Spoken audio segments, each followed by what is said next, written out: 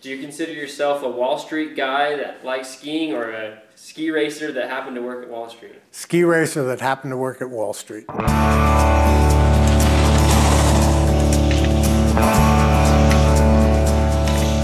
When we moved out here in 1981, we started a master's course.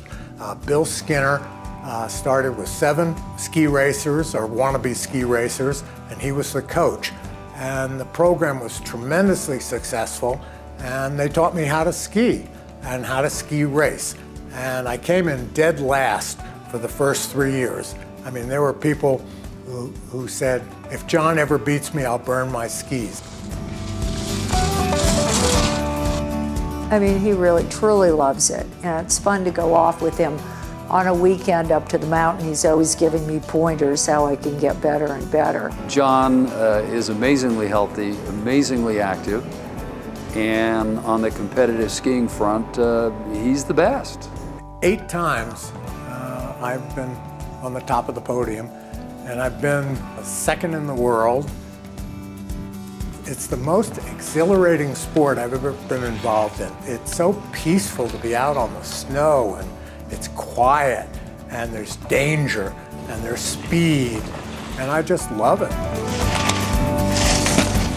John represents the classic brilliant guy, went on Ivy League training, Harvard MBA, went to Wall Street, became very interested in essentially what we'd call initial public offering, venture capital. I started off at Kidder Peabody, which is a famous old firm. I started off as a pharmaceutical and chemical analyst because I was the only one who could read symbols because I was a chemist at Amherst.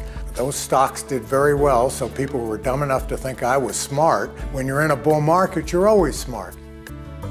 He is still into business, but that's why we're in Utah to ski.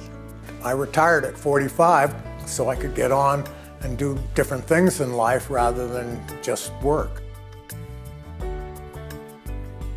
I had a very bad incident and an operation at Scripps in La Jolla, and they gave me uveitis. To cure uveitis, you have to use steroids. Steroids cloud your lens, so I went from 20/25 to 25/200 in about a year and a half. John being John, he doesn't take anything like that lightly, and he was on a quest to find who would be the best person to take care of his problem.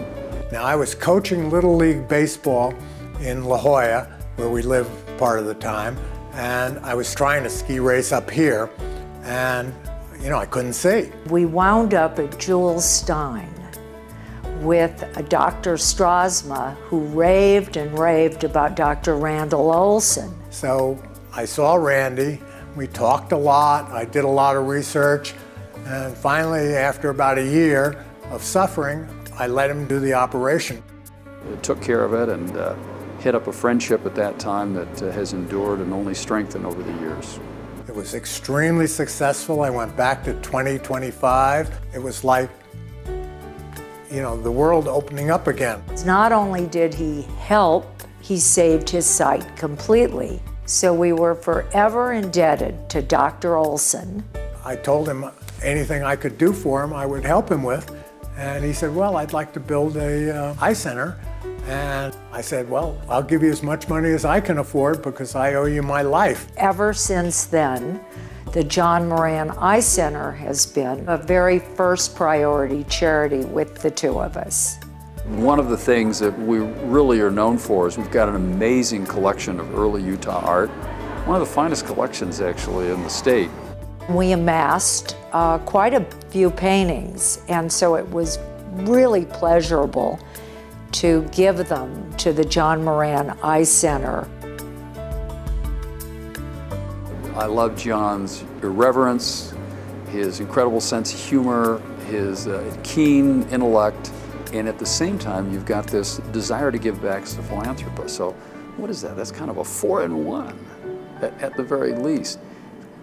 He is an amazing person. You add it all up and he's the complete package.